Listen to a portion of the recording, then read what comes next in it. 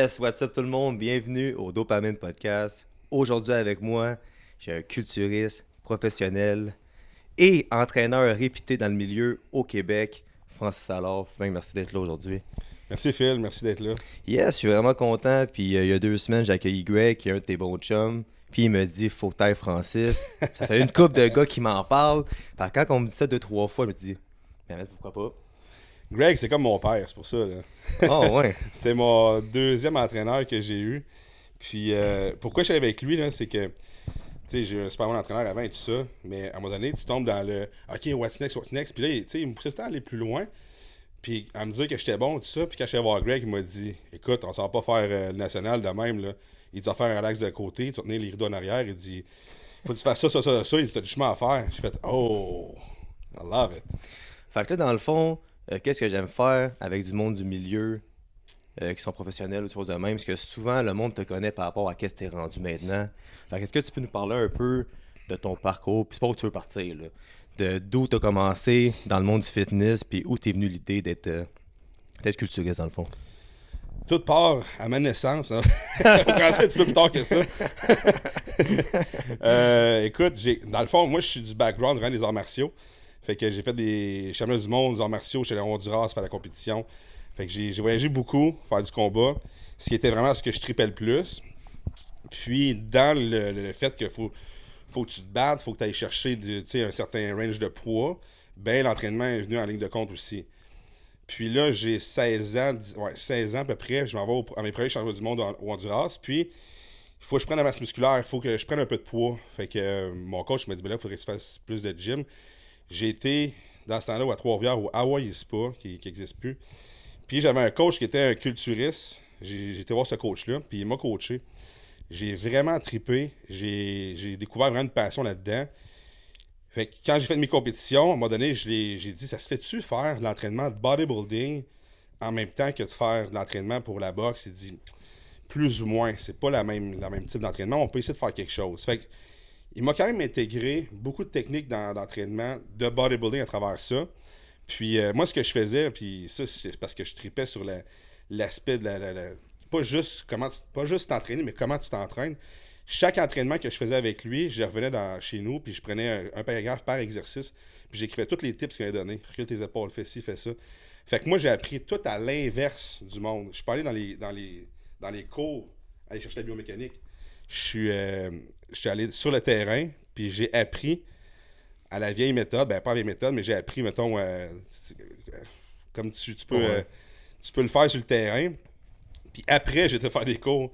Fait que c'est ça qui est quand même drôle, mais à cause de ça, ben, quand j'étais dans mes cours de biomécanique, ben, là, je fais des liens beaucoup plus facilement versus, parce que je parlais hier avec un kin. Puis quand tu fais des cours à l'université ou quoi que ce soit, puis que tu apprends des choses, tu n'es pas à l'habitude de te dire, OK, mais comment est-ce que je vais l'utiliser? Tandis que moi, j'étais capable de faire, OK, ça va être ça, ça va être ça. Fait que c'est ça qui a été mon départ. Puis ben là, je me suis blessé à mon dernier combat. Le dernier championnat du monde que j'ai fait, c'était à Québec. Je me suis blessé. Puis là, c'est ça. C'était mon psoas, fait que c'est vraiment tous les coups de pied, tout ça, je peux plus en faire nécessairement. J'ai été facilement 6 mois pas faire de kickboxing, mais je peux m'entraîner pareil. Puis là, finalement, c'est sûr que tous les autres pays, tous les autres compétiteurs, eux autres, ils continuent à upgrade, mais pas toi. Dans ce temps-là, j'étais comme, bon, ben, écoute, c'est-tu la fin de ma carrière en kickboxing? Parce que c'est du taekwondo, c'est comme du kickboxing. Puis finalement, ben, c'est ça. J'ai rencontré un autre coach dans un gym. Puis il m'a dit, hey, t'as une bonne shape. Il dit, ça t'arrête ça à la compétition. Fait que là, j'ai fait, ben oui, mais j'ai pas de coach. Puis il m'a dit, ben écoute, je vais te coacher gratuitement. Il dit, moi, je recommence dans le milieu. Puis ça me dérange pas. Fait que ça a commencé là vraiment. Puis, première compétition que j'ai faite, fuck. Te mettre en petite bobette, là, sur un stage, là, avec ton trunk, là, c'est challengeant pour la première fois. Parce que moi, quand je vais me battre, j'étais en dobok, puis ça, je me battais. Fait que t'es pas vulnérable, disons. Mais là, d'être autant vulnérable, backstage, j'ai regardé mon coach, j'étais comme aïe, tu sais, c'est challengeant. Pareil, il dit non, ça t'en a pas. Il dit ça va avoir un matériel sur le stage, là. Quand je suis arrivé sur le stage, 2 premières pauses, là, j'avais les épaules par en dedans d'après moi, puis je faisais mes pauses.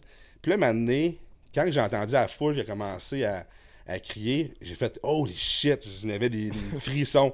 Là, j'ai commencé à faire « OK, je vais leur donner un show, là. » Là, je vais donner un show. Puis là, je me voyais dans la tête de Branch Warren. Puis de « OK. » Fait que là, j'ai commencé à triper.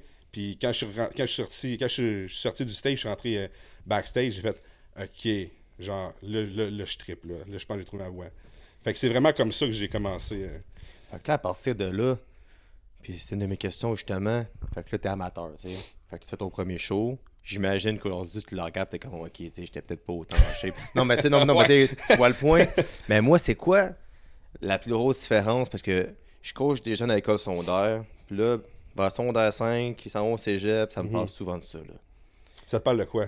De hey, c'est quoi, je veux m'entraîner avec un coach de bodybuilding. C'est souvent le but, l'esthétique, puis ci, puis ça. Puis souvent, je leur dis, hey, c'est pas facile de faire ça, c'est pas facile de faire ça. Fait que c'est quoi tu peux dire à un jeune par rapport à niveau amateur pour te rendre jusqu'à un gars comme toi qui est professionnel, ou même, mettons, un gars comme C-Bum, tous ces gros gars-là. C'est quoi le step au juste? Ben, c'est que, de un, faire de la compétition, moi, je suis tombé coach. Puis dans ma tête, je me disais, je vais montrer à tout le monde que faire du bodybuilding, tout le monde peut faire ça. Puis j'étais wrong. C'est pas tout le monde qui peut faire du bodybuilding. Parce que, de un, oui, ça prend une génétique. J'ai vraiment pas la meilleure génétique en passant, parce que sinon, j'ai eu ma carte à 27 ans. J'en ai 35, j'en ai 36. Je viens d'avoir 36. 37, wow! Ma blonde, elle va dire, ben non, t'as 37. Je viens d'avoir 37. Puis j'ai eu ma carte à 35. Mais c'est ça, tu sais, c'est que faire du bodybuilding dans le gym, juste s'entraîner, ça, tout le monde peut faire ça. Aller sur un stage, puis show up au meilleur que tu peux être, tout le monde peut faire ça. Mais performer dans le bodybuilding sur un stage, c'est pas tout le monde qui peut faire ça. Perdre du gras puis se rendre à un pourcentage de body fat à du 5%, c'est pas tout le monde qui peut se rendre là. C'est vraiment pas tout le monde, puis je pensais que... Mais non, c'est pas tout le monde qui a la génétique, la possibilité de se rendre à ce niveau-là. Puis c'est pas le vouloir, parce que j'ai un de mes meilleurs chums, il est allé faire, il a fait 3 compétitions, puis il est jamais capable de se rendre avec la peau, là, tu sais, la thick skin qu'on appelle, là. Il est pas capable de se rendre là, il est toujours comme un petit, puis crime, c'est pas qu'il le fait pas, il fait pas ses devoirs, je le connais, mon chum. Fait que c'est pas tout le monde qui peut se rendre à ce niveau-là, au niveau génétique, mais tu peux être un fucking hard worker pour avoir des cristis de bons résultats, mais est-ce que tu vas performer dans le bodybuilding? La réponse, c'est non. C'est pas pour tout le monde. Mais j'ai la forte croyance, puis je suis la preuve aussi que c'est pas parce que tu n'as pas la meilleure génétique que tu peux pas devenir professionnel. Si tu mets tous les efforts, le plus que tu peux, que tu es passionné dans quelque chose, c'est impossible que tu n'aies pas de succès. Est-ce que tu vas avoir ta carte? Assurément, non. Mais est-ce que tu vas passer proche plusieurs fois? Ça se peut. Tu sais, tu peux pas, c'est comme dans n'importe quoi en entrepreneuriat ou quoi que ce soit. Si tu travailles vraiment, vraiment fort, tu peux pas ne pas avoir de bons résultats. Mais c'est quoi le résultat exactement? Tu peux pas le savoir. Avoir une carte de pro, tout le monde aujourd'hui, c'est brag là-dessus, genre ma carte de pro, ma carte de pro. Puis même avant que j'ai ma carte de pro, mais le monde, les pros me le disaient. T'es comme moi, mais tu sais, c'est parce que ça donne rien de plus. Puis c'est vrai, Chris, que ça donne rien. Tu vas avoir plein de followers, tu vas avoir des commandites, vont venir à tes pieds, puis là, ils vont te demander. Mais que ça arrive pas, là. C'est comment il y a de pros dans le monde, là? Il y en a vraiment beaucoup, là. Ouais. Fait que toi, au Québec, là, ou peu importe, là, c'est pas pour décourager personne. C'est juste qu'il faut pas être désillusionné de se dire ah, parce que j'ai ma carte de pro, toutes les choses vont s'aligner, puis je vais devenir ci, devenir ça. Non. La différence que ça fait quand tu deviens professionnel, c'est que ça donne une carte, un laissez-passer pour pouvoir compétitionner à travers le monde, à travers les meilleurs athlètes au monde. C'est ce que ça donne une carte de professionnel. Tu as eu ta carte, c'était peut-être pas la meilleure année où tu avais les meilleurs compétiteurs qui étaient là. Fait que peut-être que tu l'as eu, puis proud, là, tu sais, sois proud de ça, tu l'as eu. Mais maintenant, est-ce que tu es dans les meilleurs, dans l'élite du monde? Non. Tu repars à la base. Comme quand tu deviens ceinture noire au karaté. Même chose. C'est comme un pro golf, tu sais, puis je fais le parallèle. Tu sais, comme j'ai un oncle qui est pro golf au Québec, mais qui n'a jamais passé dans PGA, tu sais, fait qu'il est pro, mais il sera jamais au niveau des professionnels de la PGA. Fait c'est le même concept que, tu sais, je suis pro hockey dans la 3e division de Finlande, mais je suis pas dans la NHL, tu sais. C'est ça. T'es fucking bon, là. C'est bon ce que t'as fait, puis sois fier de ça. C'est juste que il y a beaucoup de jeunes qui sont « Ah, j'ai ma carte de professionnel. » Puis je m'étais fait poser la question à un moment donné par Margie quand j'étais allé à Olympia. J'ai été super avec elle. J'étais avec Greg, justement.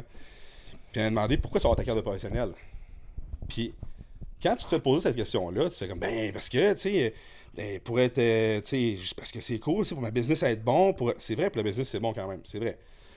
Parce que tu deviens professionnel, puis tu as des plugs un petit peu plus, mais après ça, au niveau athlète, ce que tu réalises quand tu es pro, puis ça fait pas longtemps que je suis pro, là, je veux pas avoir l'air de... Mais tu fais juste réaliser que tu fais la même mestique de choses, day to day, que quand tu étais amateur, puis tu reachais pour être professionnel. Parce que tu deviens pas professionnel en disant « je veux être professionnel », tu deviens professionnel en étant professionnel. Donc ton mode de vie, tout est axé pour être un professionnel. Puis tu me poses la question, qu'est-ce que c'est la différence entre amateur versus professionnel? Il y a une différence entre tu commences en étant un amateur, tu deviens intermédiaire amateur, tu deviens un amateur qui veut devenir un professionnel. Il y a 3 steps avant de devenir un amateur professionnel. Fait que t'es déjà un pro avant d'être pro, dans le fond. Il là. faut. Parce que, tu sais, pour devenir pro, faut t'avoir fait des compétitions avant, faut t'avoir échoué, même si t'as une shape de fou, disons, là. Puis si t'as pas échoué, c'est la pire affaire qui peut t'arriver. De devenir, mettons, professionnel rapidement. C'est très rare que l'ego va pas suivre, puis tu vas te faire ramasser après, là. Parce que tu vas aller faire une compétition de pro. Exemple, mettons, là, cette année-là, c'est vraiment bas comme calibre, puis tu gagnes, puis c'est ta deuxième compétition, de devenir régional, t'arrives, tu gagnes, hey, là, je suis le meilleur, I'm the shit, I'm the shit. Peut-être que oui, là. Je veux dire, les Philippe de ce monde, ils étaient de shit pareil. Mais là, t'arrives après ça à des compétitions professionnelles, puis là, tu fais comme. Puis là, tu ramasses que c'est toi qui tiens les rideaux. Ça hit, là. Ça hit, là. Puis je connais un de mes chums aussi qui est arrivé la même chose. Il y a une année, c'est présenté, puis il a tenu les rideaux pas mal, là. Puis il est tombé en petite dépression après ça, là. Il fait comme, hey, je suis vraiment professionnel? Je suis vraiment moi? Est-ce que je fais les bonnes affaires? Je suis à la bonne place? Tu sais, tu te remets la question après. Mais quand tu gravis les échelons, tu sais, moi, là, j'en ai eu des échecs en tabarnak, là. Je veux dire, avant que je pense que je peux peut-être avoir une carte de professionnel, là, c'était 1 an, 2 ans avant que j'ai ma carte, là. Les autres années avant, là, jamais que je pensais que je pouvais être professionnel. Puis tout le monde veut, en arrière de la tête, tout le monde fait comme j'aimerais ça être professionnel, j'aimerais ça. Mais il faut que tu te poses la question pourquoi. Parce que comme j'ai dit, aussitôt que tu as ta carte, là, la journée que tu as ta carte, là, mon gars, t'es I'm Superman. Là. Tout le monde, les yeux sont rivés vers toi. C'est les émotions, un rush de tout. Là. Dopamine. Oui. Dopamine. Fait que t'as tout en même temps. Le lendemain, c'est cool. T'sais, on parle encore de toi, réseaux sociaux, puis sur le lendemain. 4 jours plus tard, là, t'es fucking nobody. Là. Ouais.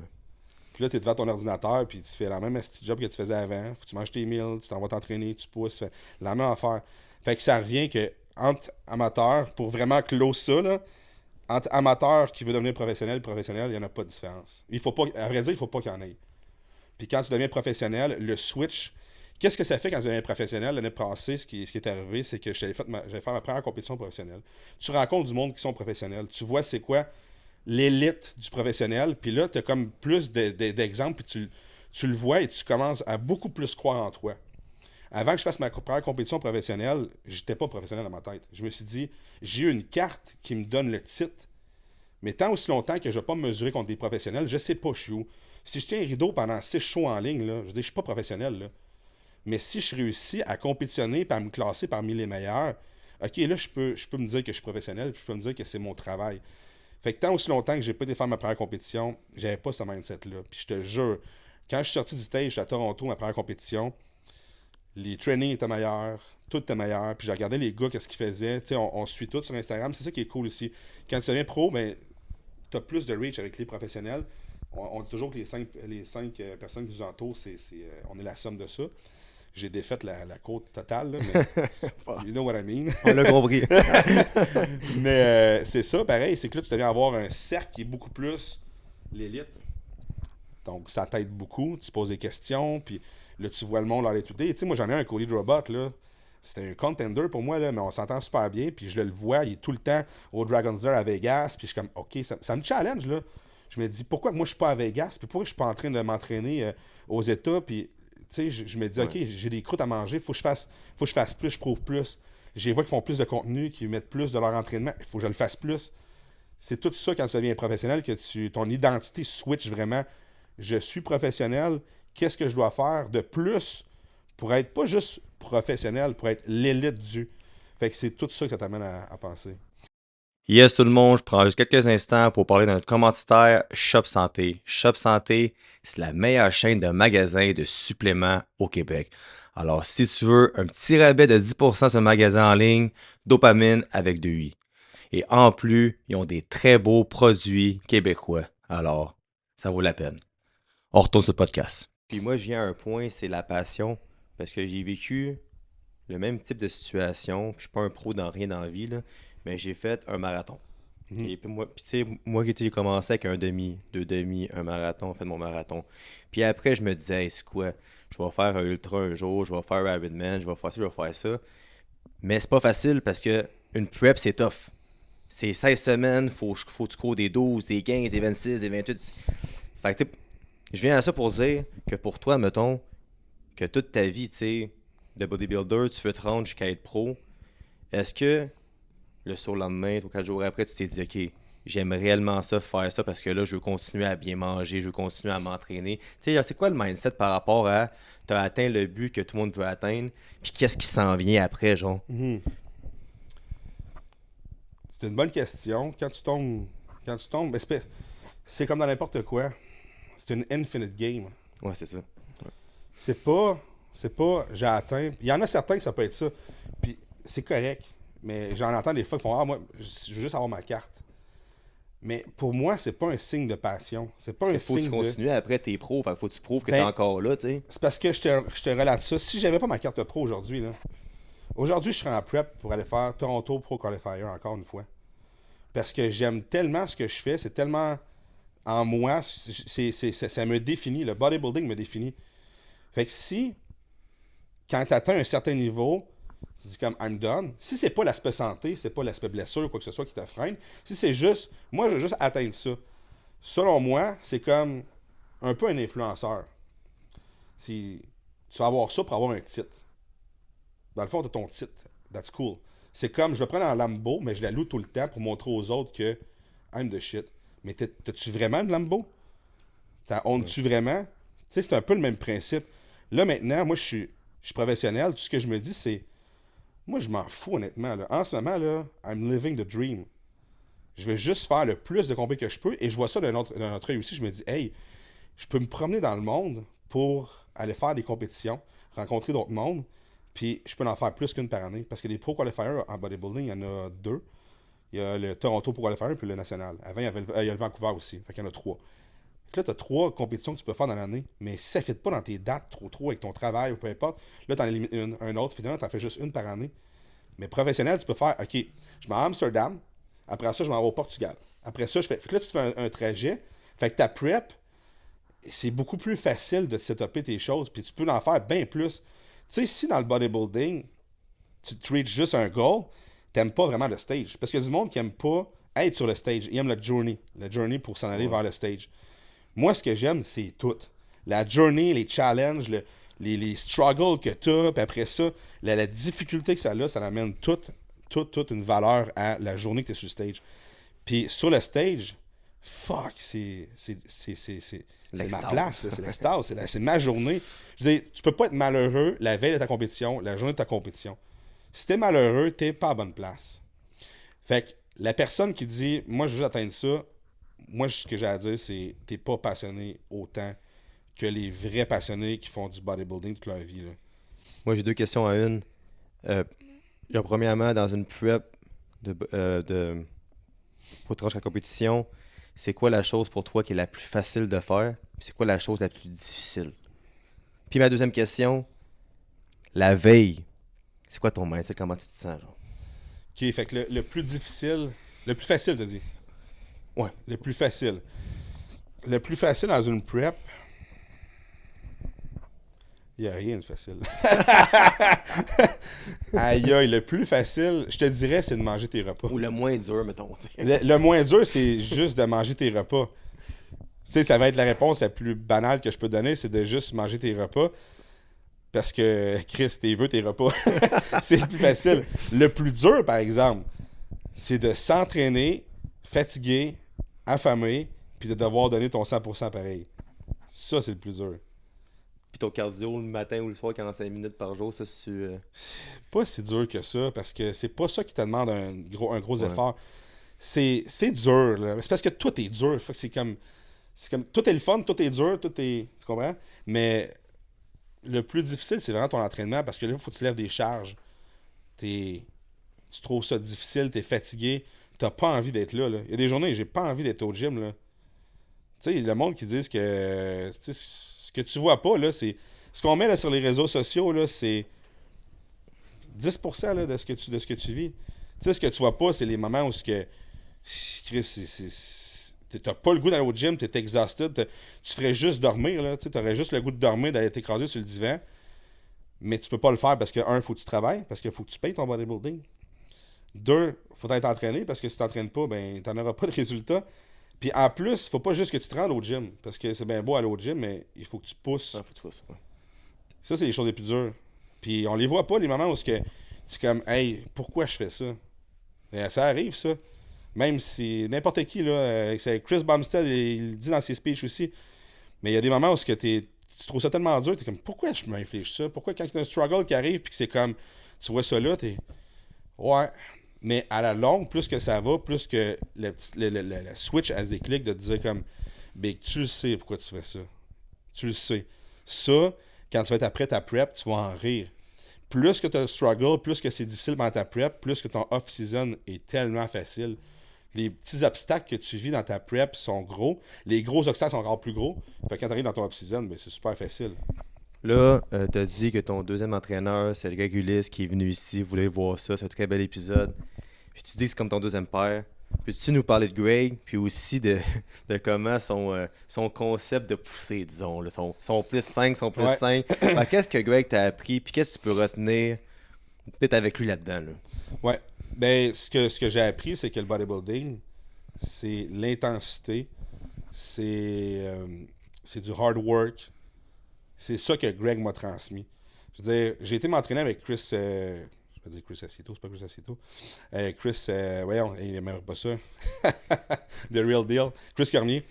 J'ai été m'entraîner avec lui. Puis, il n'y a pas une énorme différence entre Chris et Greg au niveau de l'intensité au gym. Puis, c'est tous des gars qui sont dans les mêmes époques. Moi, ce que j'ai retenu, ce qu'on m'a enseigné, ce que Greg m'a enseigné, mais ce que j'ai retenu aussi, c'est que aujourd'hui, les gens s'entraînent pas fort. Les jeunes s'entraînent pas fort et tout est mis l'accent sur les produits, sur les PEDs. C'est ça qui est le problème, selon moi, c'est que tout est mis sur ce côté-là. Donc, tout ce qui est l'aspect hard work, tout ce qui est l'aspect intensité au gym, ça, c'est vraiment mis de côté. Mais Greg me l'a transmis quand j'étais très jeune, quand j'ai commencé là-dedans. Fait que ça m'a amené à pas mettre l'accent à me dire que les résultats viennent de mes PEDs. Les résultats viennent de mon intensité au gym, puis de l'effort que je vais mettre dans tout ce qui est à l'extérieur du gym aussi, mes repas, mon sommeil et tout ça. Fait que Greg m'a appris beaucoup parce que c'est le old school style, mais c'est bien beau là, aujourd'hui qu'on dise comme ah, ok, la science et ci et ça. Je suis d'accord, mon coach de ma compagnie, c'est Where Bodybuilding Meets Science. Pas rien. Mais il y a un aspect que la science ne pourra jamais enseigner. C'est l'intensité. C'est comment est-ce que l'effort que tu vas percevoir. Il n'y a personne qui est dans ta tête. Je veux dire, je peux entraîner quelqu'un, puis il me fait des astis de grimaces, puis il commence à faire ça de même. Il peut le faker, là, qui est rendu à sa dernière rep, là, puis il feinte. Là. Il peut le faire. Il y a juste lui dans sa tête qui sait s'il était vraiment, vraiment à l'échec musculaire.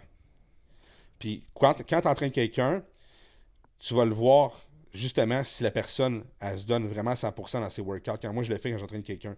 Fait que Greg, ce qu'il m'a transmis, c'est ça. Puis, en tout cas, je finis là-dessus, mais l'important, je pense, qu'on accorde pas assez, c'est l'intensité dans le gym. Puis, même si on en parle, les gens le font pas. Les gens ne savent pas. Si vous voulez savoir c'est quoi l'intensité, venez vous entraîner avec moi, venez vous entraîner avec Greg. J'ai appris de Greg, j'ai appris de plein d'entraîneurs. Puis oui, c'est vrai, il y a des RPE, des reps en réserve, il faut garder tout ça. Je crois à ça pour quelqu'un comme Greg, pour quelqu'un comme moi, puis c'est pas pour nous lancer des fleurs, mais c'est que je sais que quand que je me donne, puis que je suis sur le bord de vomir, je pense qu'il n'y avait pas grand-chose à faire de plus, tu comprends? Fait que c'est des gens qui sont dans l'élite, j'ai Seb Martel, un de mes clients, je peux faire ça, parce qu'ils savent c'est quoi l'intensité au maximum par rapport à l'échec, mais le commun des mortels, entre parenthèses, le monde normal, Ouais. les bodybuilders de ce monde qui commencent, non, ça se rend pas à l'échec. C'est rare à maudit. Puis quand j'en vois un au gym qui se donne en malade, là, je vais dire big, pour vrai, I love it. J'aime ça comment tu t'entraînes. Je vais le voir, je vais lui dire, pour que ça l'encourage, puis fasse oh shit, puis ça avait fait ça l'autre fois avec un gars au gym. Puis quand il me voit, on dirait qu'il est comme Chris, puis il se donne plus, là, puis j'aime ça, parce que c'est ça que je veux voir au gym. Je vais en entendre du monde gueuler dans le gym, je vais en entendre, pas juste gueuler pour gueuler, là. Pas parce que c'est des 5 livres tu peux gueuler, mais je veux que le monde s'entraîne puis se pousse au gym. Puis quand moi je m'entraîne puis que je pousse, je veux pas que le monde fasse ben voyons donc, c'est clair aller. Je veux que ça soit la norme. Il faut que ça soit Ouais. la norme dans un gym.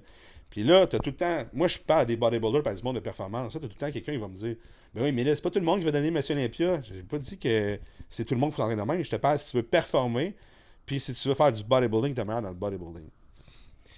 Yes, puis parlant de ça, justement, parlant des drogues de performance, Rick nous a parlé l'autre fois, puis c'était un très beau clip qu'il a mis là-dessus. J'ai vraiment aimé ça. Qu'est-ce que tu peux dire à un jeune qui commence là-dedans, ou tu sais, un jeune qui veut débuter dans le bodybuilding, parce qu'on s'entend, là, qu'il peut être franc, là, que si tu veux percer puis devenir professionnel, t'as pas le choix de prendre des drogues de performance. T'es comme un bodybuilder qui est naturel, j'en vois pas vraiment, tu sais. Fait que c'est Ben, quoi tu tu peux peux... avoir ta carte de professionnel dans le naturel. Dans le naturel, Tu peux ouais. avoir. Mais après ça, c'est qu'est-ce que tu fais? Ouais. Parce que quand tu vas percer au niveau professionnel, tu vas faire ta première compétition. Je veux dire, écoute, c'est comme dans n'importe quel autre sport. À un moment donné, il ne faut pas se cacher. Si les world records sont toujours brisés, l'humain est pareil comme il y a 20 ans, 30 ans. Là. Ouais. Je veux dire, on n'a pas plus de spring dans les pieds. Là. Fait que c'est sûr qu'à un moment donné, oui, c'est quelque chose qu'il faut pas se cacher. Moi, je m'en cache pas, mes clients le savent. Parce que si je suis en train de vendre du rêve à du monde, oh, tu peux avoir ma shape sans rien prendre. Maintenant, c'est comme. Je parle à la confiance de mon monde. Fait que oui, les PEDs font partie du sport.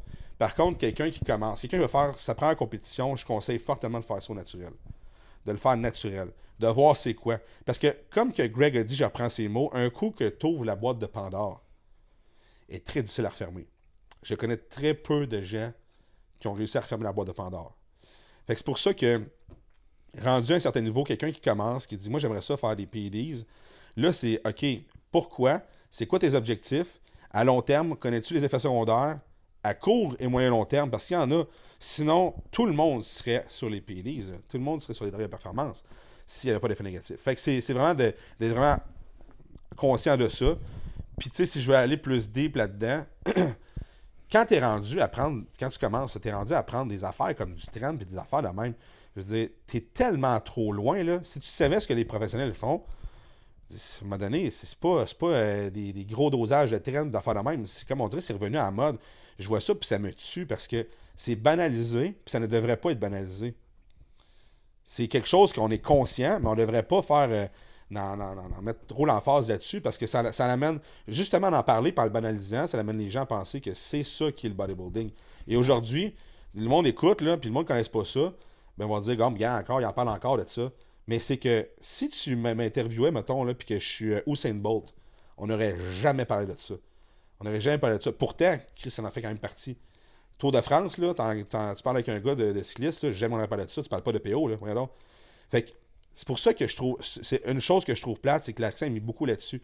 Je suis d'accord qu'il faut qu'il y ait une ouverture quelconque pour qu'il y ait justement des bons entraîneurs qui soient capables d'avoir de la formation. Tu sais, je me fais entraîner par John Jewett.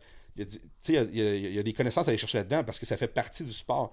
Mais que ça soit autant ouvert pour des jeunes de 16 ans, 17 ans, qui font comme ah ben moi je vais faire du bodybuilding, fait que je commence avec 600 mg de train. Man, c'est que moi quand j'ai commencé, là, je connaissais même pas ça du train. Là. Mon coach avait dit je vais faire la moins de choses possible parce que j'étais issu des arts martiaux, puis j'étais comme je veux pas me lancer là-dedans trop. Puis ça a été la meilleure chose que mon coach a fait avec moi, c'est qu'on a commencé, je faisais fuck all. Un peu de test, ça, puis on s'en va à ma compétition. Là. J'ai fait mon premier cycle pendant ma première préparation de compétition.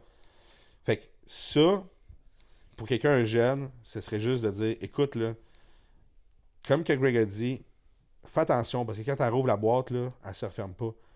Fait que sois conscient des conséquences, parce que quand tu es jeune aussi, là, à 17 ans, j'aurais pris n'importe quoi, justement, pour être le meilleur, quoi que ce soit. Mais, comme que dans les Olympiques, ils ont fait un sondage à un moment donné, là, il avait dit, si on te donne une pilule qui te garantit que tu vas gagner ta première place, puis tu vas avoir un world record, mais que ça t'enlève, je me souviens plus combien de temps de ta vie, 10 ans de ta vie, tout le monde prenait la pilule. C'est pour dire à quel point que c'est quand même, tu sais, la possibilité d'avoir le succès et tout ça, il y a du monde qui sont prêts à mettre leur vie de côté en maudit pour ça, là. Fait que c'est pour ça qu'il faut être quand même, faut faire attention. Faut faire attention là-dessus, là. Puis, tu sais, on se parlait avant l'épisode que TikTok, c'est une jungle, puis il y a beaucoup d'informations qui circulent là-dessus, puis c'est puis ça.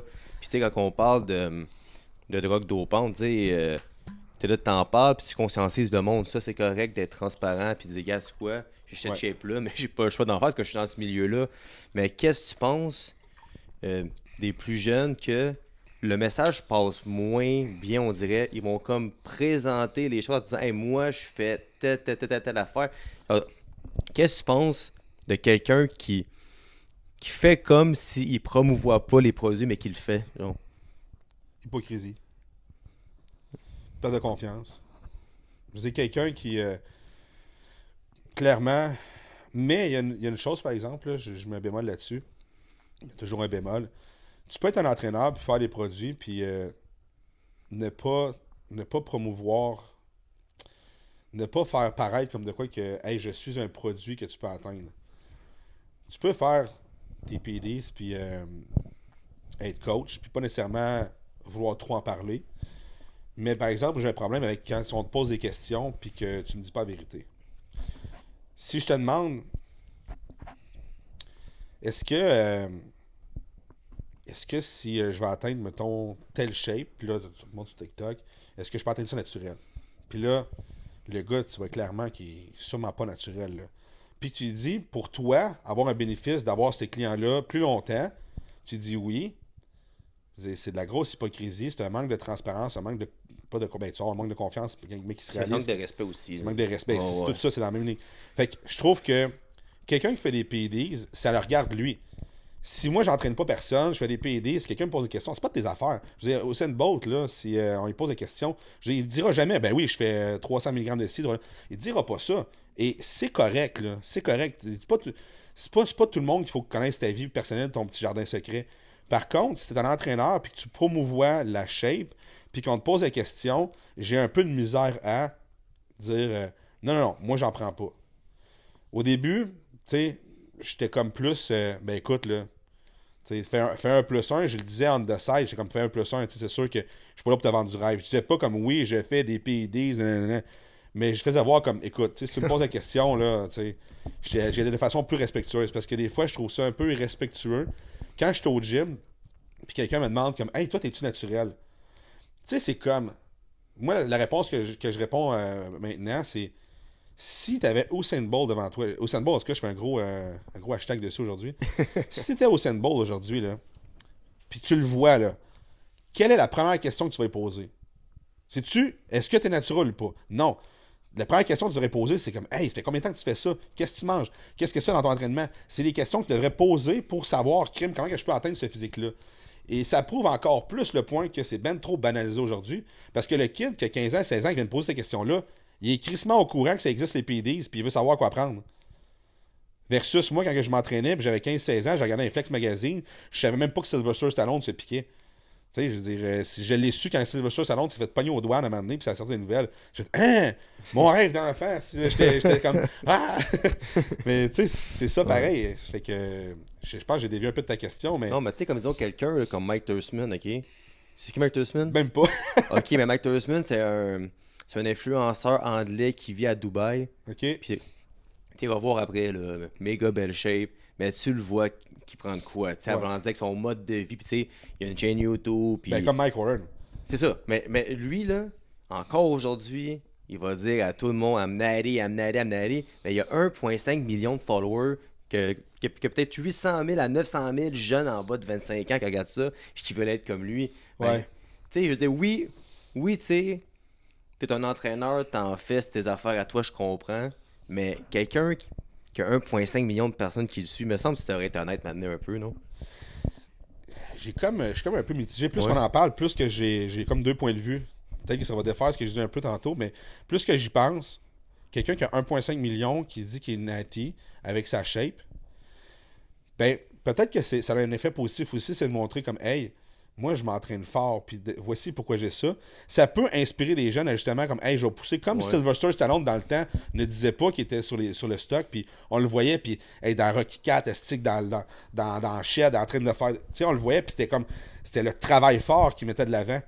Mais est-ce que aujourd'hui, j'étais en crise après Sylvester Stallone parce que j'ai su qu'il était sur le stock? Non. Est-ce que ça m'a amené des effets positifs? Oui, ça m'a amené des effets positifs parce que j'avais pas tellement conscience de ça. Puis dans Rocky IV, justement, on voit Drago qui se pique. Puis moi, je voyais ça comme le démon. Puis je voyais ça comme lui qui l'avait battu, qui était naturel. Fait que ça m'a amené à justement pas mettre l'emphase sur les PEDs. Voir ça beaucoup plus négatif que positif. Fait que si on a un gars comme ça qui promouvoit le fait qu'il est naturel puis il a une Christy shape de même, honnêtement, là, j'ai de plus en plus de misère à répondre à la question de te dire si je suis négatif envers ça ou positif. Parce que il n'est pas entraîneur. On lui a pas demandé, hey, on peut-tu entraîner ça naturellement, puis qu'il va perdre la confiance des personnes à qui il paye pour avoir ses services. C'est juste du monde de même qui n'ont pas rapport, puis qui n'ont pas besoin de savoir sa vie personnelle. Fait que, astique que j'ai de la misère un peu avec de dire comme, hey, je t'en maudis qu'ils disent pas qu'il est pas naturel. Puis il va pas faire des compétitions non plus qui sont naturelles alors qu'on a des forts doutes qu'il n'est pas naturel. Ça aussi, c'est un point. C'est si c'est juste on your own que tu fais ça, puis d'attitude, puis tu fais des vidéos, puis j'étais un peu... Mais je pense qu'en même temps, c'est ton common sense. Là. Là, si tu vois le gars qui a un chest comme ta tête, mais tu peux t'imaginer qu'il prend du poids. Fait que en bout de ligne, tu fais ton image, mais c'est comme quand que Greg parlait de ça, moi aussi j'aime ça, tu sais, dire que genre moi qui est mon super-héros préféré, c'était Batman. Mais je vole pas, moi, là. Puis j'attends vous lancer, je ferai pas ce que Batman fait, puis je suis pas milliardaire comme Bruce Wayne, mais je peux m'inspirer du fait que ce gars-là, il a une business, il est milliardaire, mais le soir, ça va aider les gens. Fait que là, tu te fais ta propre idée de qu'est-ce que tu vas être dans la vie. Fait que je pense que c'est pas tant négatif, finalement. Non, plus qu'on en parle, plus que je vois ça quand même pas si négatif que ça. On a tous nos jardins secrets, là. Il n'y a personne de parfait. Puis au bout du compte, est-ce que tout le monde doit connaître ton jardin secret? Je pense pas, non. Je pense pas. Fait que là, disons, pour un client qui est non culturiste ou un culturiste qui commence, admettons, c'est quoi les erreurs les plus fréquentes que tu peux voir dans qu'est-ce qu'ils font ou quand, mettons, que tu leur donnes de quoi à faire puis que là, ils font des erreurs dans qu'est-ce qu'ils ont à faire et comme des petites erreurs de mindset, disons, ou dans leur compréhension, genre. Première chose, plus grosse erreur que je vois, genre 95% du temps, le monde s'entraîne trop. 6 jours semaine, trop de volume. Nutrition, plus ça va, plus que j'ai du monde que je vois que la nutrition fait quand même du sens. Elle n'est pas optimale, là. Fait quand même du sens. Mais l'entraînement, le monde qui veut le performer aime tellement ça qu'ils vont là trop souvent. Et j'adore ces clients-là parce que là, il faut que je tire sur le lico et dire comme wow, c'est une bail, là. C'est comme c'est trop. Ça ne sert à rien de faire ça. Surtout si c'est naturel en plus. Tu sais, l'avantage des PED, c'est que tu peux tolérer plus de volume. Tu peux récupérer plus vite. Ça laisse des protéines 24/24.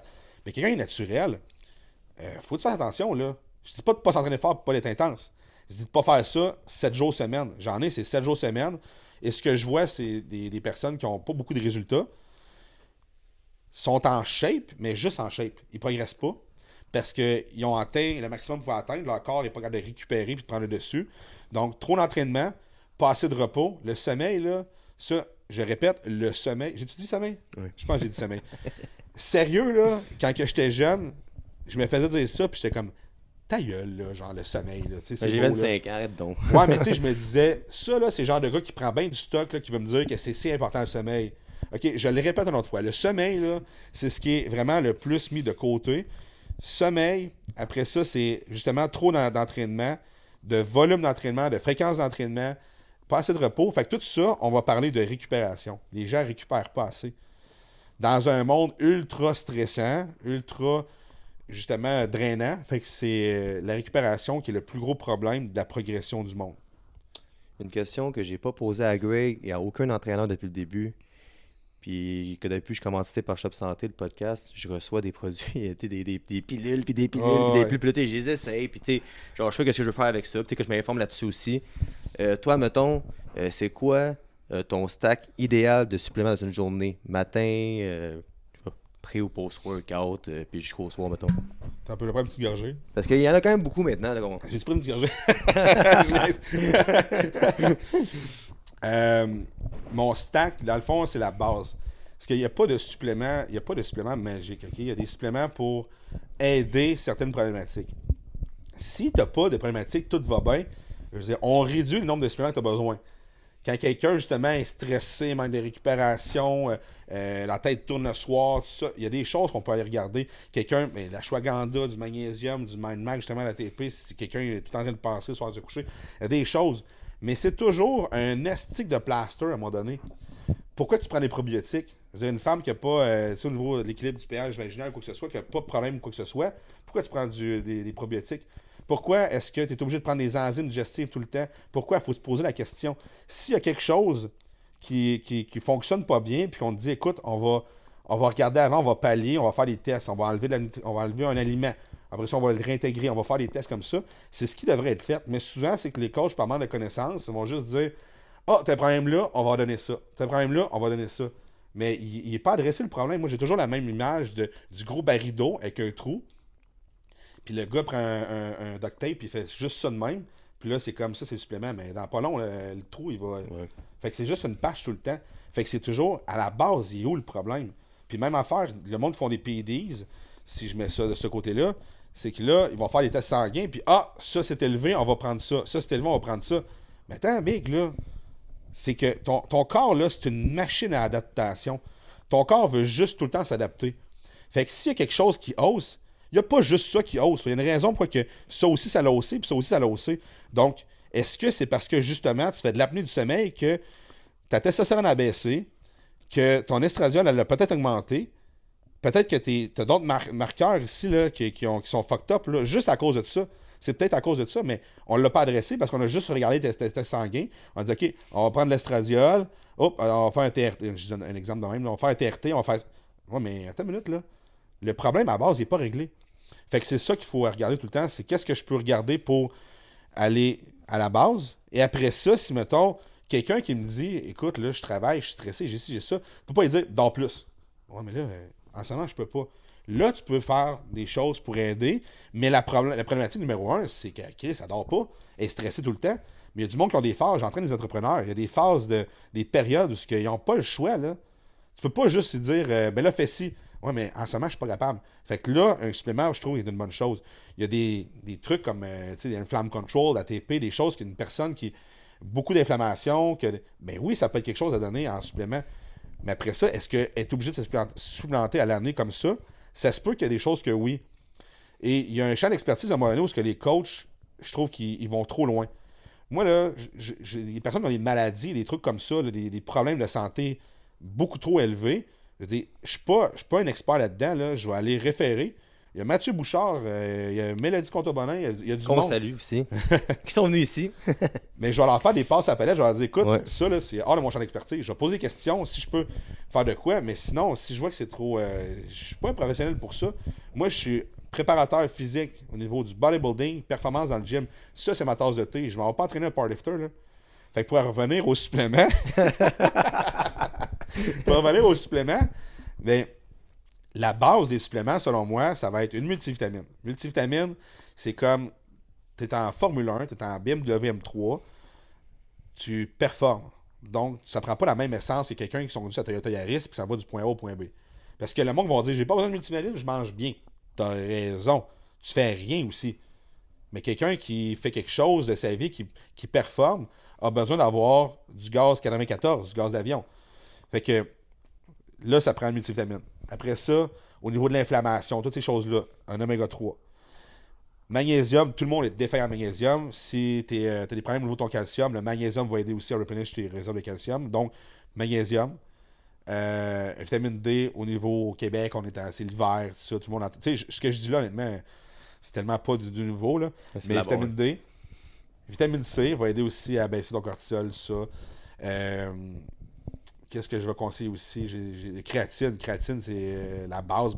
Là, c'est tellement important pour monsieur, madame, tout le monde, pour quelqu'un qui s'entraîne. Créatine, monohydrate, bien important. Mayo Prime. Après ça, ça fait prendre le tour, je te dirais. Tu sais, glutamine, c'est une bonne chose. Ça va aider au niveau de tes parois intestinales si tu as des gut leak, là, si tu as de la difficulté, tes selles sont plus liquides, tout ça. Fait que ça va aider. Mais si t'as pas de problématique, je le mets pas d'emblée. Parce qu'à un moment donné, il faut se dire, ça te coûte 300-400$ de supplément. Comment ça. C'est pas tout le monde qui peut se payer ça, 300-400$. Après ça, mon coaching. Puis après ça, la passe au gym. Tu sais, faut toujours pas oublier la pyramide, là. La base, c'est l'adhérence à ton plan, ton entraînement et tout ça. Puis la top pointe, là, c'est les suppléments. Si ça te coûte plus cher de suppléments, puis à cause de ça, c'est comme, écoute, là, mon gym puis l'entraînement, il faut que je lâche le coaching, puis il faut que je lâche. Ça me coûte trop cher. Lâche tes suppléments, continue avec ton coaching, continue à t'entraîner au gym, mange ce qu'il faut, tu vas être good. Tu vas être good. Ah, c'est ça. Moi, je pense que des suppléments aussi, c'est con à dire, mais quand tu en consommes, tu sens que tu es à la bonne place, fait que tu te mènes à comme mieux manger, pis ci, pis ça, mais j'imagine que si tu prenais zéro supplément, tu peux quand même continuer à vivre. Là. Ah oui, tu peux performer pareil. C'est ça. Là, on parle. C'est toujours comme aller chercher le plus. Tu sais, un athlète va toujours aller chercher le plus qu'il peut aller chercher. Fait que c'est sûr que le 3%, le 5% qu'il va aller chercher en prenant tel de supplément, tu sais, en prenant la créatine, ben oui, c'est sûr que tu vas aller chercher. Mais monsieur, madame, tout le monde, là, on parle. Moi, je parle tout le temps en performance, je parle tout le temps comme. Mais si on parle de monsieur, madame, tout le monde, je leur fais même pas prendre des suppléments au départ. Ça va être protéines parce que ça donne des idées au niveau des repas, ça peut aider un peu. Mais au départ, on ne prend pas de supplément parce que c'est tellement un gros changement dans leur vie. Fait que si on parle de quelqu'un qui commence, qui ne s'entraîne pas, et qui commence à s'entraîner, il ne va pas y faire une liste de 300-400$ de suppléments. Je veux dire, Chris, il mangeait des Joe Louis la semaine passée. Ouais. C'est pas parce qu'il va y prendre aujourd'hui tes multivitamines là, qu'il va être au top. Là. Mais tranquillement pas vite, tu l'amènes.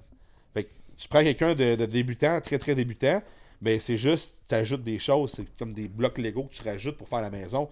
Mais quelqu'un qui est au top, qui veut, qui est au top, qui performe, il va aller au top, là, il y a besoin de tout ça. Là, les 1% sont importants.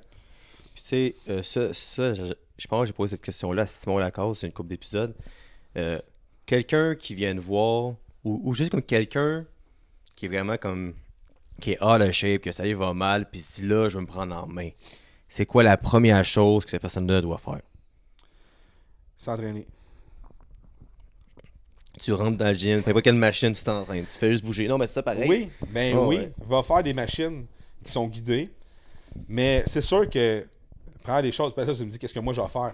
Fait que c'est sûr que j'entraîne pas du monde qui se sont jamais entraînés. Ok. Mais mettons que j'ai passé par là, je dis que ça fait 15 ans que je fais ça. Quand j'ai commencé, la façon que je faisais, c'est que bon, la personne commence à s'entraîner, c'est sûr que ça prend des workouts dans le gym avec elle. Juste pour amener la confiance à quand je fais l'exercice, je la fais comme il faut. Parce que tu peux pas lui dire, là, mets d'intensité. Mais tu sais même pas comment ça s'entraîne. Fait que, en partant, c'est donner la confiance à la personne de comment est-ce qu'elle s'entraîne, c'est la bonne façon, pour qu'elle puisse, après ça, mettre des poids significatifs pour qu'elle ait des résultats. Parce qu'au début, quelqu'un qui va s'entraîner, s'il n'a pas confiance, parce qu'il y a deux types de personnes qui vont commencer à s'entraîner. Tu as celui qui est hyper confiant, qui dit, OK, là, je m'en vais tout péter. Il n'est pas out of shape, mais tu sais, il n'est pas, mettons, un gars de construction, il dit, allez, je vais m'entraîner. Là, il va arriver, il va mettre des poids en malade au gym, il va se péter. Parce que là, il n'a pas de conscience de comme il faut que je commence les mouvements, la biomécanique et tout ça. Ou tu as l'autre personne qui est ultra gênée, qui ne veut pas aller s'entraîner au gym justement parce qu'elle a peur de ce que les autres vont faire. Elle dit là, si je vais faire des mouvements, les gens vont rire de moi. Fait que c'est les deux types de personnes qui vont commencer. Ces deux personnes-là doivent connaître la biomécanique avant. Un, parce que l'autre, il y en a un qui va se blesser. Puis l'autre, la personne, elle, c'est parce qu'elle n'a pas confiance en elle, puis elle ne poussera jamais, puis elle a de la misère à aller au gym. Fait que là, toi, tu vas lui donner la confiance de hey, tu fais la bonne chose. Crois en toi, là, tu peux pousser. Fait que ces deux personnes-là, c'est super bon qu'il y ait un coach au gym pour les entraîner. Donc, tu sais, il y en a qui vont rire des coachs là, qui sont, je ne vais pas nommer de bannières, là, mais qui vont être dans des bannières de gym qui sont comme, on va appeler plus bas de gamme, mettons, qui ont des entraîneurs. Ils vont rire de tout ça. On a juste des entraîneurs de hey, attends une minute, le big, là.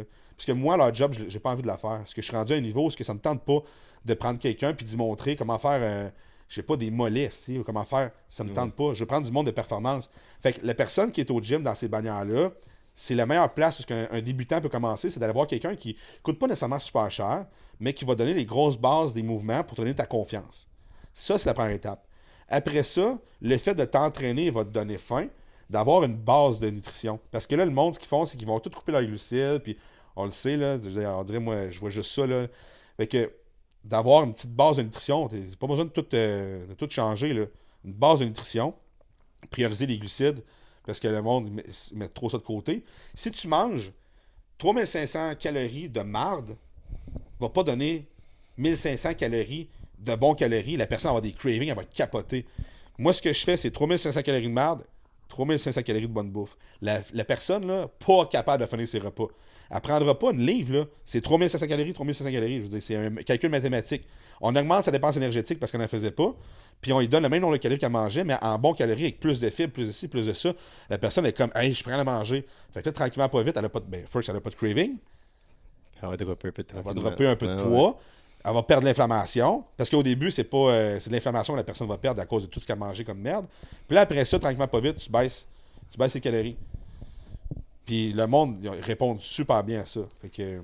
Puis toi, mettons, là, pour n'importe quelle personne de performance, bodybuilder ou ci ou ça, c'est quoi un de tes hacks? Un de tes hacks de nutrition? Je dirais pas ça, là. Un petit d'abord. Un Mon petit hack, tu veux dire quelque chose de. Mais tu mettons quelque chose qui t'aide vraiment. Mettons que, je sais pas, tu sais, que genre, quotidiennement, t'es capable de continuer à manger santé et à faire tes choses. As-tu de quoi, un truc ou. Tu sais, il n'y a pas de truc dans le bodybuilding. Il y a juste des choses. You have to do the work. OK? Le hack que je vais donner à mes clients, c'est le mindset. C'est. Le coaching, là, c'est pas mange tes brocolis, mange ta viande, fais ci, entraîne-toi fort. Le coaching, c'est comment est-ce que j'amène la personne à être capable de continuer à performer malgré les obstacles. C'est ça le coaching. Mon background d'arts martiaux, mon background de police m'a aidé beaucoup parce que j'ai fait affaire avec tous les types de personnes que tu peux connaître au niveau de la hiérarchie, on pourrait dire, en parenthèse, là, des strates de la société plutôt. Bon, ça m'a amené à faire affaire avec du monde qui sont démunis, qui sont dans la grosse misère, à faire affaire avec du monde qui sont ultra riches, trop riches, du monde qui ont tous les types de caractères, qui sont hyper fendants, du monde qui sont vulnérables. Fait que tout le fait d'avoir fait affaire avec ces personnes-là, mais quand je fais affaire avec une personne, je sais comment adapter ma discussion avec la personne. Ma grosse force en tant que coaching, c'est d'être capable de justement amener la personne à continuer malgré les obstacles parce que je suis capable de me mettre à son niveau. Je suis capable de comprendre. J'ai vu des choses que les gens n'ont pas vues. Puis dans la perception que je vais voir de la personne, qu'est-ce que. La psychologie, c'est-à-dire de la personne, de l'humain, je suis capable de le voir beaucoup mieux que. Pas pour me lancer des fleurs, mais que bien d'autres personnes par mon expérience. Fait que je suis capable de voir, OK, ben regarde, on en est là. Je pense que cette personne-là, aujourd'hui, ce qu'elle a besoin, c'est ça, ça, ça, ça, ça. Puis des fois, je peux me tromper. Tu sais, je veux dire, pas un psychologue sur la terre non plus qu'il traite tout le monde, puis tout le monde est guéri. Il y a des moments où ouais, c'était peut-être pas le meilleur moment que je dise ça, mais c'est quand même quelque chose qu'il fallait que je dise. Puis l'autre chose aussi, c'est que je lance jamais des fleurs à un client si j'ai pas à l'en lancer. Je prends ça de Greg, de Chris. C'est vraiment des coachs que ils diront jamais que t'es fucking bon. Ils vont te dire, s'ils disent que t'es bon, c'est parce que t'es fucking bon. S'ils disent que ça va pas, c'est parce que ça va pas. Fait que je suis transparent, franc, puis mon hack, c'est que je suis capable justement d'ajuster mon coaching, mon suivi en fonction de la personne qui est devant moi. Fait que c'est pas un one size fit all. C'est la psychologie humaine, selon moi, dans le bodybuilding, dans l'entraînement, c'est une des choses qui est le plus important. Tu peux avoir des super de bons coachs en théorie là, qui ont été à l'université, puis que la science de l'entraînement, là, ils sont là-dedans tout le temps, mais leur capacité de communication n'est pas super bonne. Fait que qu'est-ce qui est le plus important? C'est que tu es ultra plein de connaissances que tu drop à ton client, ou c'est que tu amènes ton client à être capable d'appliquer au maximum à son meilleur ce que tu peux lui donner. Ouais, mais ça, c'est un clip que tu as fait dans un autre podcast. J'ai vu sur ta page. Justement, Ouais, tu disais ouais, que ouais. tu peux être le bodybuilder.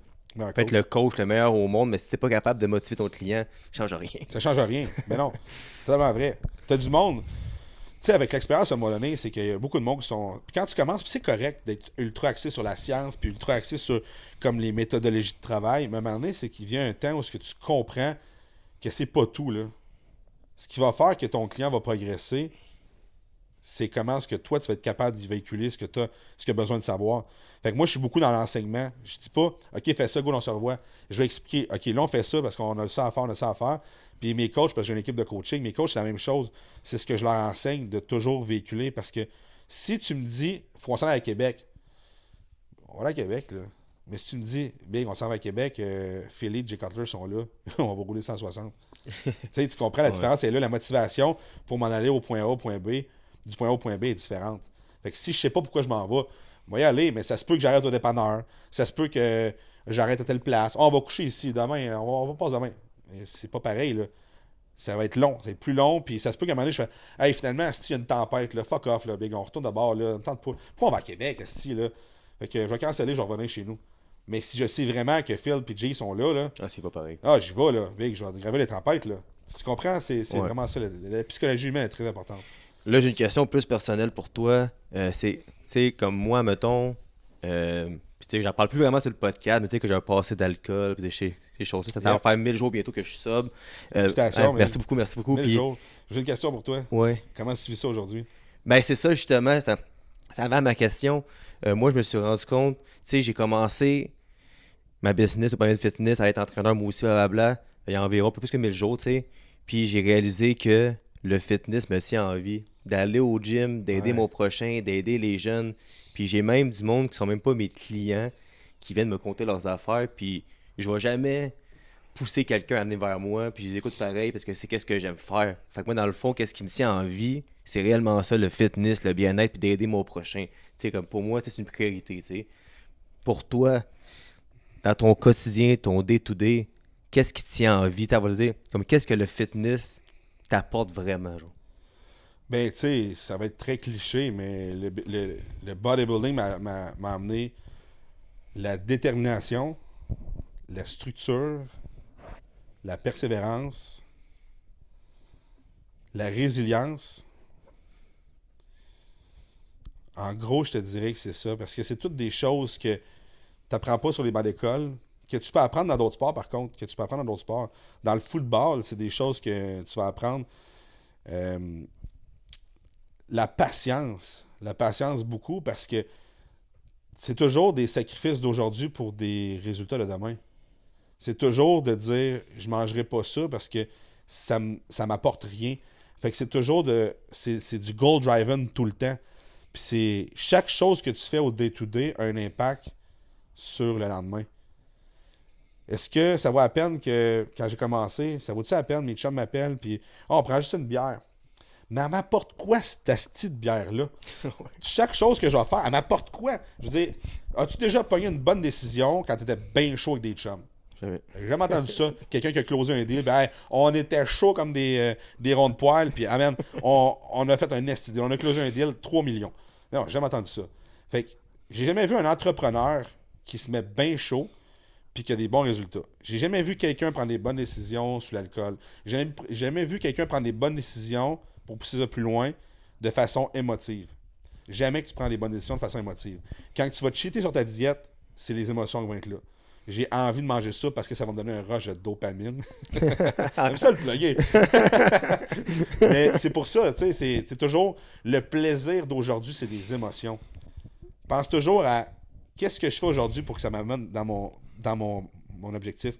Fait que le bodybuilding, c'est goal driven. Chaque chose que tu fais aujourd'hui, c'est comme j'ai une compétition ou j'ai une shape que je vais obtenir. Donc ça s'en va parce que c'est pas dans mon objectif. Ça remplit pas ce que j'ai besoin. C'est du plus. Je n'ai pas besoin. Fait que c'est toujours ça, ce que ça m'a amené, c'est vraiment de toujours me dire OK, qu'est-ce que je fais aujourd'hui? Quel impact que ça va avoir pour demain? Puis ça a un gros impact sur ta vie personnelle, sur ta vie professionnelle. Tu sais, personnelle, là, mettons un exemple. Là. Si dans ta vie personnelle, tu es toujours en train de vivre sur les émotions, est-ce que tu penses vraiment que tu te pognes jamais, que tu vas régler des problèmes? Si tu vis ces émotions, aussitôt que ton chum va faire de quoi, tu vas snapper. Fait que ça t'amène à juste être conscient de OK, si, mettons, j'analyse ce qui s'est passé, qu'est-ce que ça m'apporte de rapporter ça de même, de péter ma coche, ça apporte ça au long terme, le bodybuilding. Mais une chose qui est bien importante, si tu fais juste du bodybuilding pour faire du bodybuilding, tu vas rien retirer de tout ce que j'ai dit là. Tout ce que tu vas retirer, c'est une shape. Si tu fais du bodybuilding, tu fais n'importe quel sport, puis que tu te dis, je veux devenir une meilleure personne, le bodybuilding va t'apporter tout plein de belles choses.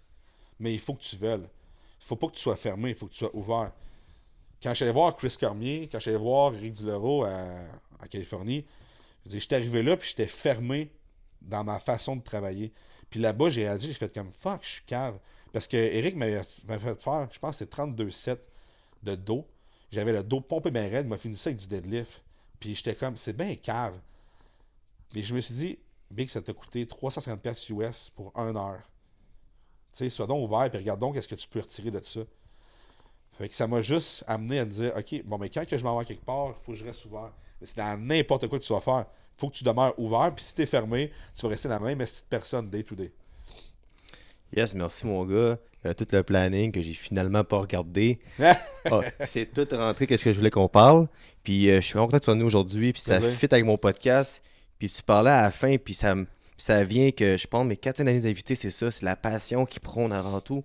Puis tout le monde qui vient, en bout de ligne, ont le même genre de message de se contrôler dans la vie, de diminuer Ouais. ses vices, l'alcool, puis d'a- d'avoir une passion. Puis je pense que c'est important, puis de le faire pour les bonnes raisons.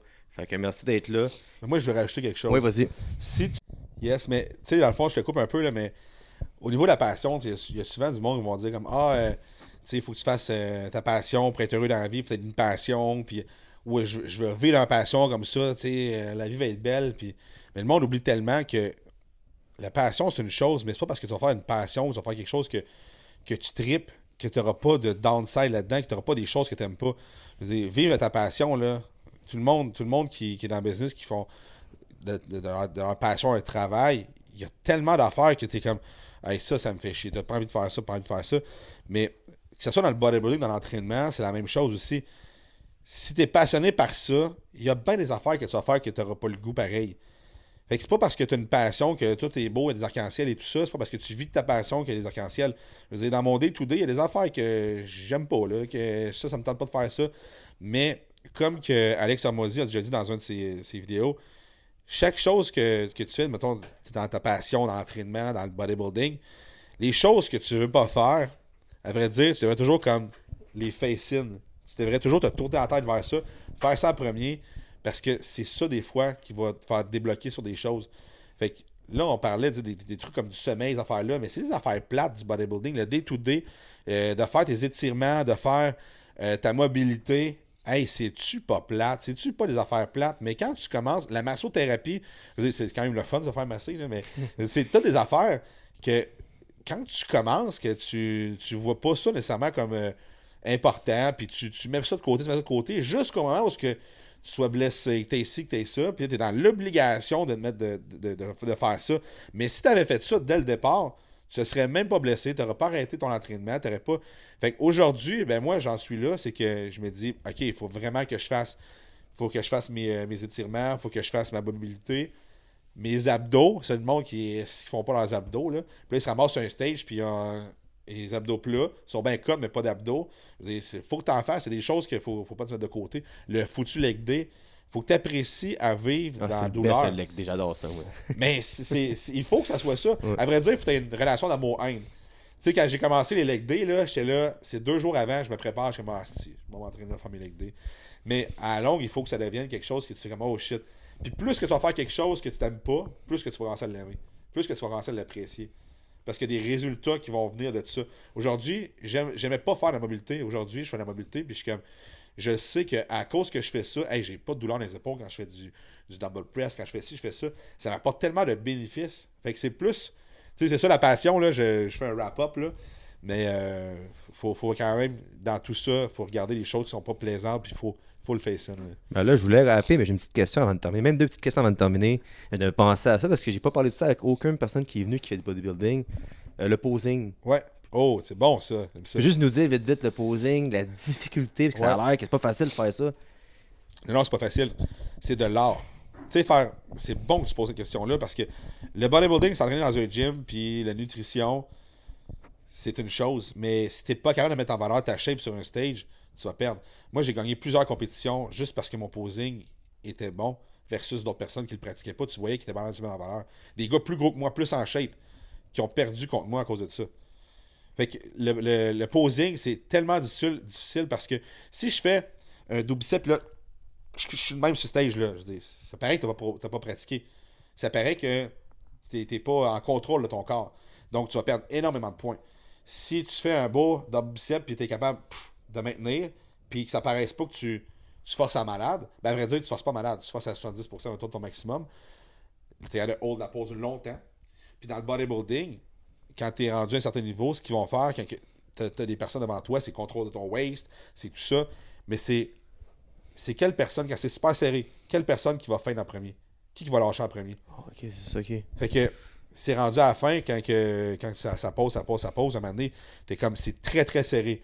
OK, mais on va les faire travailler. Puis c'est qui va sortir le dernier? Fait que là, c'est là que Ok, parce que d'avoir un gars comme C-Bum qui perd jamais, qui a quoi, 6 fois en ligne qui a gagné, est-ce que lui, c'est réellement une combinaison de. Il a réellement la meilleure shape qu'un autre? Parce que, tu sais, il y a 2 ans, il était vraiment égal au Brésilien ou presque. Genre, c'est-tu le posing Non. qui change tout en bout de ligne? Ben, tu sais, le bodybuilding, là, c'est ça qui arrive, c'est que c'est un tout. Un tout, hein? Tu peux pas dire, hey, c'est plus ça ou c'est plus ça. Ouais. Mais si Bum, pourquoi qu'il gagne? C'est qu'il n'y a pas de défaut. Et il n'y a pas de point fort. Ok, je comprends, ouais. Donc, tu n'es pas capable de faire. Comme moi, mettons, tu me regardes, tu dis, oh shit, les jambes. Ah, mais son chest. Ah, mais ça. Tu es capable de pointer des choses. Si Bum, tu le regardes, c'est comme, fuck, man. L'ensemble, tout est là. Le dos, il manque un peu de dos. Son dos est là, les jambes, la condition, le posing, tout est là. Tu es comme, wow. Qu'est-ce comme un peu un Federer ou un genre de Crosby, qui sont pas les meilleurs dans quelque chose, mais sont bons dans tout. Exactement. Ça ressemble à ça, Un tu gars de sais. la MMA, pourquoi il est bon? C'est pas Ouais, parce qu'il est spécialiste dans telle Parce chose. qu'il fait tout. Ouais. Il fait tout, il est bon. Mais c'est un peu le même principe, si je peux relate. Fait que le posing, c'est ultra difficile. Parce que j'en ai un de mes gars qui, écoute, il a une shape de malade. Mais il sue, là. Il sue parce qu'il se donne trop.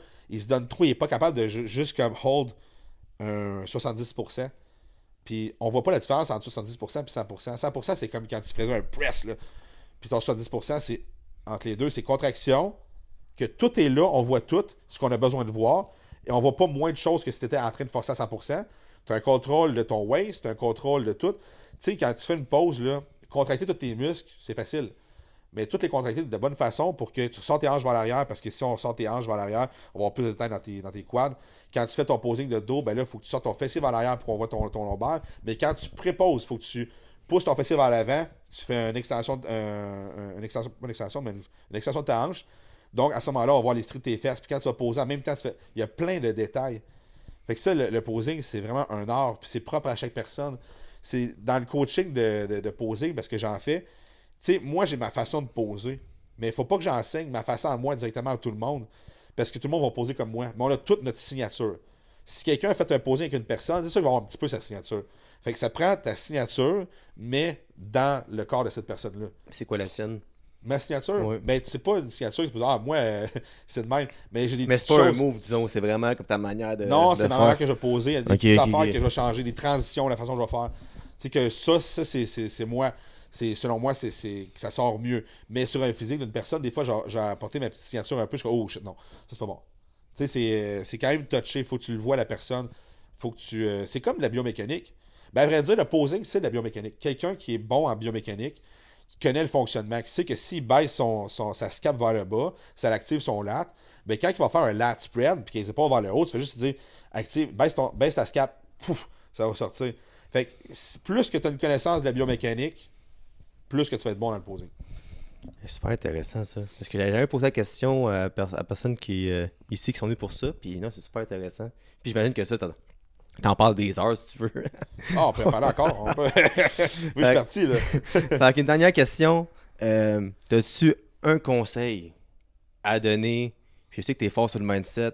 Côté mindset, pour un jeune, n'importe qui veut se partir un projet, qui veut se mettre en shape, qui veut devenir compétitif dans quelque chose, qui a un rêve, c'est quoi ton conseil mindset Ouais. que tu peux donner? C'est une excellente question. Le meilleur conseil que je pourrais donner à quelqu'un, dans peu importe ce qui va se partir, prends l'opinion des gens qui ont déjà passé par où ce que tu veux t'en aller. L'opinion des gens à l'extérieur, ça vaut fuck all. Je ne poserai pas une question à un itinérant comment gérer mon argent. Je ne poserai pas une question à un boxeur comment m'entraîner en bodybuilding. Va voir les personnes ressources, les meilleures dans le domaine. Pose-leur les questions parce qu'ils ont passé par là puis le chemin est déjà tracé. Essaye pas de faire ton chemin en allant voir des personnes en essayant d'économiser ou de peu importe. ça ne marchera pas. Crois en toi, mais va voir les personnes ressources. Fait que puis dans le même optique, comme je te dis, c'est prends pas l'opinion des autres. C'est TikTok, que ce soit Instagram, on sent contre-calice du monde. Sérieusement, plus que tu as confiance en toi, plus que tu vas te foutre de l'opinion des autres. Parce que, à vrai dire, c'est quoi l'opinion des autres? C'est la réflexion de l'image que tu as envers une personne qui ne te connaît pas en tout. Fait que dans le fond, c'est fuck all. Parce que la personne ne te connaît pas et c'est dans ses lunettes à elle qu'elle te voit, qu'elle va te donner son opinion sur un 30 secondes de quelque chose que tu as dit. Versus ton père, ta mère, ta blonde vont te donner une opinion. Eux autres, ils te connaissent et tu peux avoir une idée qui va faire comme OK, s'ils pensent ça, parce qu'il y a ça. Donc, ça a du sens. Si tu as l'opinion de quelqu'un qui est pro-bodybuilder, qui va te dire Big, non, fais pas ça, là. Ça, c'est pas bon, là. Je veux dire, moi, je la prends, son opinion. Mais si j'ai le petit clin 0388-2646 qui me dit je veux dire, il m'en calisse, moi, de ce que tu penses, honnêtement, parce que ça n'a aucun poids. Fait que prends l'opinion des personnes qui ont de la valeur et non ceux qui veulent juste comme te donner leur opinion puis qui ont une tache de moutarde sur la camisole. Yes, merci Frank. Un épisode vraiment bon. Merci pour le reste, c'est super bon. Merci à toi, Phil. Alors, si vous voulez vous abonner à Frank, tes réseaux sociaux, c'est sur Ouais. C'est Instagram plus que je présente, TikTok aussi, là, mais Francis, puis / en dessous, alors / en dessous coach, ou ma compagnie, alors / en dessous training, / en dessous système. Yes, puis pour moi, si vous voulez vous abonner à ma chaîne YouTube, ça coûte rien, puis ça fait avancer le projet. Alors, j'ai mes 3 comptes Instagram, Coach Phil avec 2 I, Dopamine Fitness, Dopamine Podcast, Spotify, Balado. Alors, merci beaucoup et tu reviens quand tu veux. Do it, connectez-vous. Alright, ciao.